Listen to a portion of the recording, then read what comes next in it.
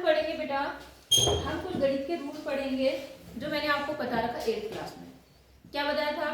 अगर किसी संख्या का बेस सेम है तो घाते क्या होती है? जुड़ जाती है। याद है जी?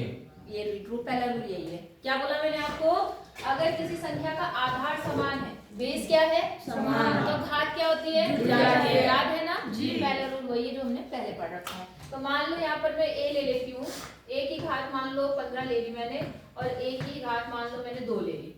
तो a मतलब नीचे वाला आधार समान है दोनों में, a मतलब कोई भी नंबर हो सकता है ना, तो घातें क्या होती है? जुड़ जाती है। पता है आपको? तो इसका जो आंसर है, इसका जो रूल है वो क्या बनेगा? a की घात 15 + 17। ये पहला रूल है। समझ आए बात? याद आया कुछ? जी। और अगर आधार समान है तो भाग करने पर क्या होता है? घातें घट जाती है। घातें क्या हो जाती है? घट जाती है। याद आया? तो बस घातें घट जाएंगी।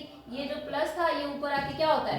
माइनस। तो यहाँ पर हो जाएगा a की घात 15 - 2, मतलब a की घात कितना बन जाएगा? ये दूसरा रूल है। ठीक है। तीसरा रूल भी आपको पता है कि अगर घातें असमान है, घातें क्या है? असमान, सॉरी आधार असमान है और घातें समान है। समझ गए? आधार असमान मतलब मान लो a की घात मान लो मैंने मान लिया 2 मान लिया, और b की घात मान लिया मैंने 2 मान लिया। इसमें क्या चेंज हुआ? जुड़ जाएगी। ये नहीं जुड़ती नहीं है। अगर आधार समान है तभी घातें जुड़ती है। यहाँ आधार क्या है? अलग अलग समान, और घात समान है समान। तो घातें कैसी होंगी? ऐसे लिखी जाती हैं। इन घातों को एक साथ लिख देते हैं, दोनों को अलग अलग ना लिख के क्या लिख सकते हैं? इनको गुणा करके और घात एक साथ लिख सकते हैं। ये है तीसरा रूल। याद आया जी? चौथा रूल ये होता है, गुणा हो गया, भाग हो गया। मान लो ऐसा लिखा है कि a की घात 2 की घात 3, मतलब 2 घातें लगी हुई है। क्या लगी हुई है? 2 घातें। तो ये दोनों आपस में पता है क्या होती है?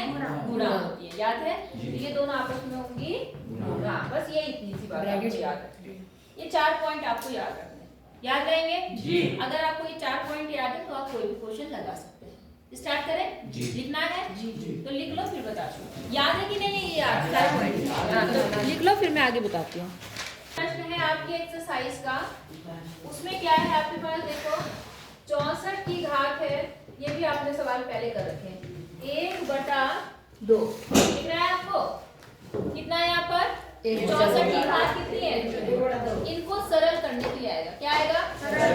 सवाल आपने किए हैं, 8 में किए हैं।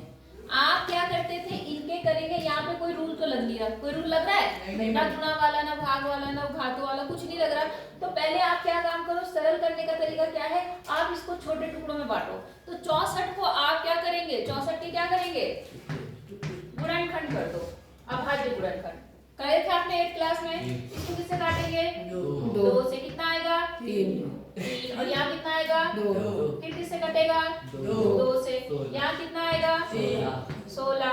यहाँ फिर से 2 से काट दो, कितना आएगा? 8। फिर 2 से काट दो, कितना आएगा? 4। फिर 2 से काट दो, कितना आएगा? 2। फिर 2 से काट दो 1। अब देखो कितना बना? 1 2 3 4 5 6। 64 की घात 64 था ना यहाँ पर, तो 64 को क्या लिख सकते हैं? 2 की घात 6। और ऊपर कितना है? 1/2। आई बात समझ में? अब आपको पता है एक अंदर है एक बाहर है, तो गुणा हो जाते हैं, होता है ना गुणा। तो गुणा करने का रूल क्या होता है? ऊपर से ऊपर गुणा, नीचे से नीचे।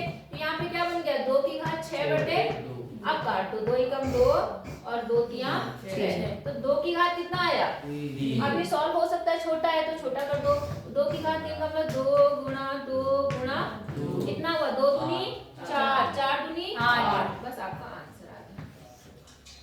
बोलो कितनों को मेरी बात समझ आई? सबको आ गई?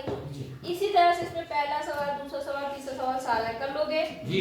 अब इसी तरह से दूसरे के भी हैं, दूसरे के भी सेम ऐसे ही हैं। आप बताओ मैं कौन सा वाला लगाऊं दूसरे का? चौथा बता दूं, माइनस वाला जी? ठीक है। दूसरे के चौथे में देखो क्या लिखा हुआ है। दूसरे के चौथे में लिखा हुआ है 125 की घात कितनी है? 125 की घात माइनस का 1/। तो पहला काम क्या करेंगे? इसके गुणनखंड करेंगे, है ना? तो गुणनखंड कैसे करते हैं आपको पता है? काटना सबको ही आता है यहाँ पर। किससे कटेगा ये? 2 से कटेगा? नहीं कटेगा। 3 से नहीं कटेगा। क्यों? क्योंकि जोड़ने पर कितना बन रहा है? 8 बन रहा है। 8 3 के पहाड़े में नहीं आता। 4 से भी नहीं कटेगा क्योंकि आखिरी में 5 है, तो किससे कटेगा? तो 5 दूनी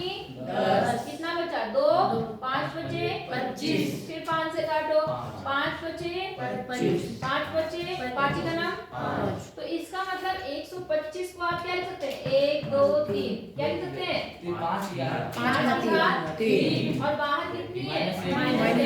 तो फिर से पहले आप इसे क्या करेंगे इनको हम सब गुणा होता है तो देखो 3 का नाम 3 और 3 का नाम 3 मतलब ये बन गया 5 की घात -3 बटे 3 से 3 क्या हो गया तो कितना आ गया 1 या -1 तो 5 की घात -1 आ गई। माइनस संख्या हमें अच्छी नहीं लगती चाहे वो नीचे चाहे ऊपर तो हम क्या करेंगे इसको बदल देंगे। आपको पता है माइनस घात को प्लस बनाने का क्या रूल होता है बदल देंगे हर को अंश में अंश को हर में। तो आप क्या करो इसको कहाँ ले डालो नीचे तो इसके नीचे 1 लगा सकते हैं तो 1 ऊपर आ गया और 5 की घात कितनी बन गई +1 तो +1 लिखने की जरूरत नहीं होती।